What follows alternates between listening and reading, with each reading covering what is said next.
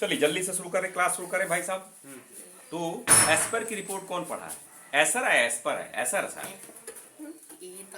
हाँ कोई बात नहीं, तो आप लोग ढूंढिएगा इंटरनेट पे, एसर की रिपोर्ट मिल जाएगी। हर साल शायद निकालते हैं, कभी कभी निकालते हैं, ये मुझे फ्रिक्वेंसी नहीं याद, एक दो बार मैंने पढ़ा है। आप लोग जरा चेक कीजिएगा एसर की रिपोर्ट, उसमें शिक्षा की स्टेटस बताता है। ठीक है, शिक्षा से रिलेटेड काफ़ी अच्छा सर्वे जो इंडिया में वन ऑफ द रिपोर्ट है, जो कि काफ़ी डिटेल्ड रिपोर्ट होता है एजुकेशन को लेकर। तो उसमें कुछ पैराफ्रेज करूंगा, एग्जैक्टली डेटा क्या है वो देख लीजिएगा। बट स्थिति उन्होंने बताई कि जैसे 8 वाला बच्चा अभी क्लास 2 लेवल का है, उसका रीडिंग का, राइटिंग का, ठीक है, 8 का बच्चा क्लास 8 में है, तो 5 पास किया होगा ना, 6 पास किया होगा, 7 पास किया होगा, 8 में, और उसका लेवल सेकेंड के लेवल के बराबर भी नहीं है। तो मैंने कहा यार ऐसे तो कहीं ऐसा कैसे हो सकता है, तो झूठ बोल रहा लग रहा है। लेकिन जब यहाँ आके देखा तो मामला, तो बात तो सही है उनकी। ठीक है, तो पहला चीज चैप्टर 1 एसर की रिपोर्ट सच्चा है, सही है। उसमें काफ़ी चीज़ें, हम किसी की बुराई या उसके लिए नहीं कर रहे हैं, बट उसमें चीज़ें सीखने लायक है। सरकार की बुराई करनी है क्या? नहीं नहीं, किसी की बुराई नहीं करना है। प्रॉब्लम सॉल्यूशन एक्शन जितना सरकार कर सकते हैं कर रहे हैं लोग, और अच्छा करने का प्रयास कर रहे हैं। और सरकार हम ही तो है, प्रजातंत्र ही तो है, प्रजा ही है, तो धीरे धीरे और इम्प्रूव होगा। चैप्टर 1। चैप्टर 2 आ जाते हैं, वर्ल्ड इज एफिशिएंट प्लेस। तो वर्ल्ड में क्लास 2 वाले को क्लास 2 का ही काम मिलेगा, भले वो क्लास 8 का डिग्री ले लिया हो। क्यों? क्योंकि वर्ल्ड इज एफिशिएंट प्लेस। कुछ समय के लिए, मैंने जैसे कल की क्लास में आप लोगों को बताया ना, एक्सेप्शनल केसेस में ऐसा हो सकता है, क्लास 8 पास हो गया, डिग्री मिल गई, तो उसे क्लास 8 की जॉब मिल गई, किसी ने करा दिया।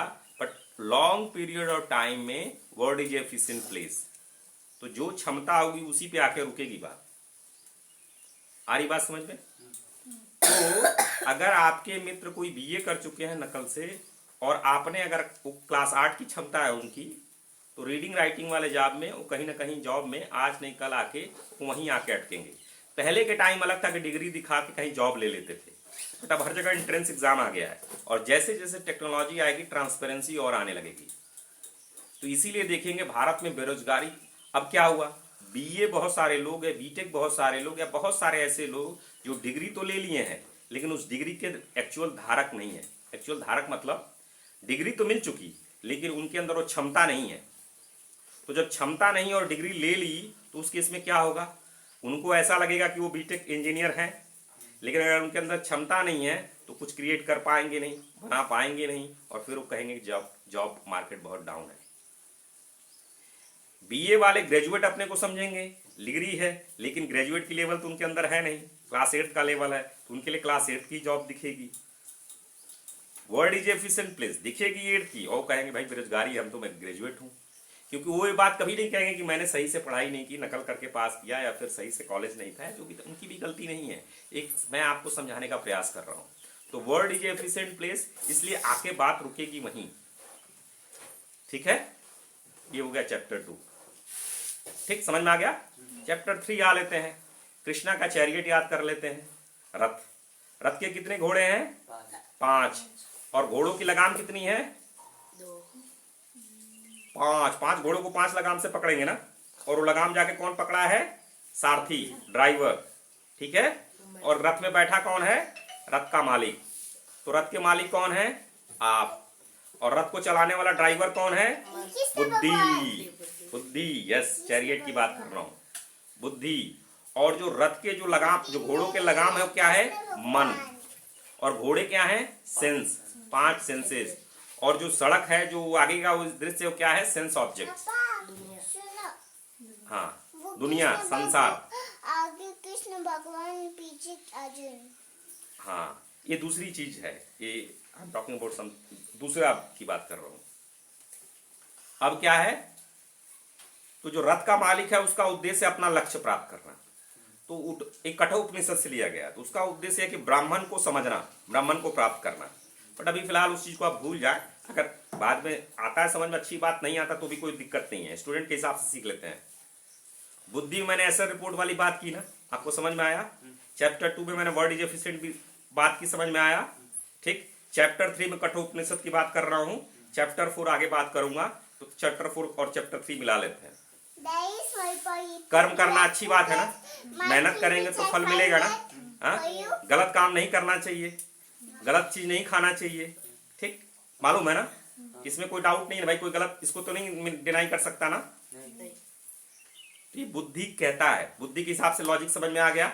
आपने मान भी लिया कि सर गलत नहीं करना चाहिए, मेहनत करना चाहिए, सुबह उठना चाहिए, मुझे मैथ करना चाहिए, सब सही बात लग रही है ना। लेकिन क्या होगा, सुबह उठना होगा 4 बजे, बुद्धि कहेगा 4 बजे उठना है, अलार्म लगाओ चलेंगे, और फिर जब उठेंगे कहेंगे अरे यार स्नूज कर दो, हो जाता है ना। तो क्या होता है, बुद्धि भले ही आपका सब इंटेलेक्चुअल ठीक है, लेकिन मन अगर नियंत्रित नहीं है तो फिर हो जाएगा मामला गड़बड़। तो मन को अभ्यास और वैराग्य से नियंत्रित करना है। और मन का लगाम क्या है, मन।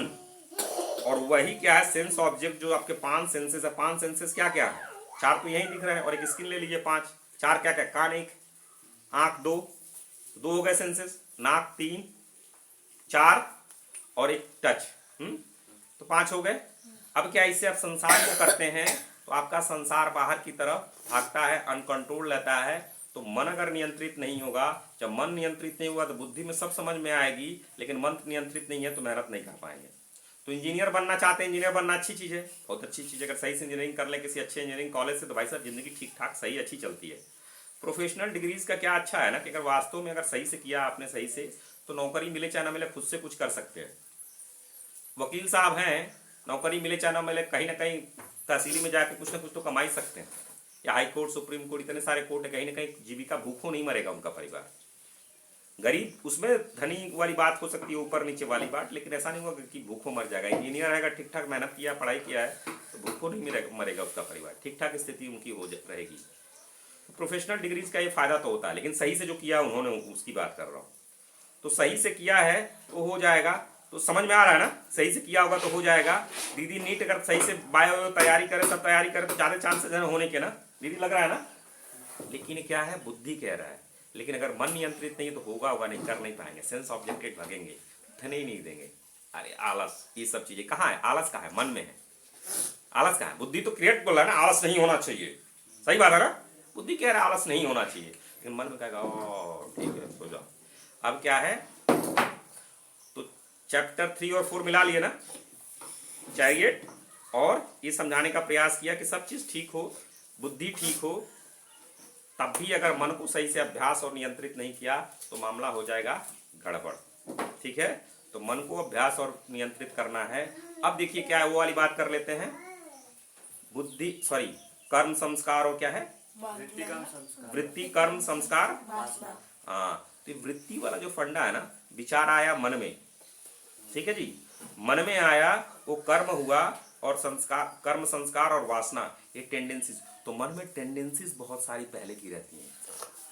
तो पहले वाला बुद्धि कह रहा है नहीं, गलत है, नहीं उठना है, उठना है, सुबह उठना है, लेकिन पहले की आदत सही नहीं है, तो फट से क्या हो जाएंगे, नहीं उठ पाएंगे। ठीक है जी, क्या हो जाएगी, नहीं उठ पाएंगे। ऐसे ही तो उसका कैसे कर सकते हैं, वो धैर्य के साथ, पेशेंस के साथ जब करेंगे तभी होगा। ठीक है, तो लंबा समय लगेगा, लेकिन पेशेंस के साथ आपको कर्म धीरे धीरे धीरे धीरे, वो जो वृत्ति, गलत वृत्तियां हैं, उसको फिर सही वृत्ति से रिप्लेस करना पड़ेगा। फिर धीरे से, कभी 6 बजे उठते हैं तो 5:30 बजे उठेंगे, फिर 5 बजे उठेंगे, फिर धीरे धीरे धीरे करते करते, पहले 15 मिनट कुर्सी पे नहीं बैठ पाते थे, फिर आधा घंटा बैठेंगे, फिर 45 मिनट बैठेंगे, पहले 5 मिनट फोकस स्टडी नहीं कर पाते थे, फिर आधा घंटा होगा, फिर 30 मिनट होगा, 35 मिनट होगा, फिर धीरे धीरे धीरे करते करते पहुंच जाएंगे। आ रही बात समझ में? तो इसी प्रोसेस से होगा, न घबराने से होगा, न इससे होगा। आई बात समझ में? समझ में आ गई? जल्दी से जरा रिपीट कर दीजिए, क्या क्या समझ में आ गई। हाँ गोपाल जी बताइए। बोलना है, कुछ भी आया कुछ भी नहीं आया कोई बात नहीं है, आप शर्माते हैं, जो मन में आया बोलिए। हाँ बोलिए, कुछ बोलना चाह रहा है, बोलिए। समझ में यह आया कि अपने मन तो कंट्रोल करना है। हाँ। और बुद्धि रहती है ये सब सही है, बट मन में जो वृत्ति है, वो वृत्ति है, तो वृत्ति सही थी तो धीरे धीरे तो वृत्ति तो बनाना है। आप सर जी वेल ट्राई करना है, ठीक है, सीख रहे हैं, समझ रहे हैं, करेंगे, मौका अच्छा है, सीखेंगे, और बार बार बार बार बार बार धीरे धीरे। हाँ जी बताएं। डिग्री लिए हैं, लेकिन जितनी नॉलेज है वर्ल्ड में उतना उसी के हिसाब से हमें पैसा मिलेगा। हाँ, और बुद्धि को पता है क्या सही है क्या गलत, लेकिन मन नियंत्रित नहीं है तो वो होता नहीं है। यस। हाँ दीदी आप डिग्री कितने का, 8 का लो या 10 का लो, अगर नॉलेज जितने का होगा उतने का ही जॉब मिलेगा। ओवरऑल डेटा पे। और बुद्धि को सब पता होता है क्या गलत है क्या सही है, लेकिन मन नियंत्रित नहीं है। और पहले की चीज़ें, जैसे सुबह उठने का है तो पहले अगर हम सुबह नहीं उठे हैं तो अभी अगर हम कोशिश करेंगे सुबह उठने का तो कभी कभी ऐसा भी होगा कि हम नहीं भी उठ पाएंगे क्योंकि मन कंट्रोल में नहीं है। हाँ, तो जितनी सारी मैंने बातें की, समराइज यही करना चाहूंगा कि बुद्धि सबको मालूम है, किसी से पूरे 99% लोगों को बातें मालूम होती हैं। जैसे किसी शराबी जो पानी नाली में गिरा, उसे पूछेंगे शराब पीना सही है क्या, कहेगा बहुत सही नहीं, गलत है, देखो नाली में मैल गिर गया, देखो कितना गंदा लगा है, कहेगा वो। फिर जैसे शाम होगा ना, उसको 100 रुपया मिलेगा तो रोक ही नहीं पाएगा अपने को। क्यों?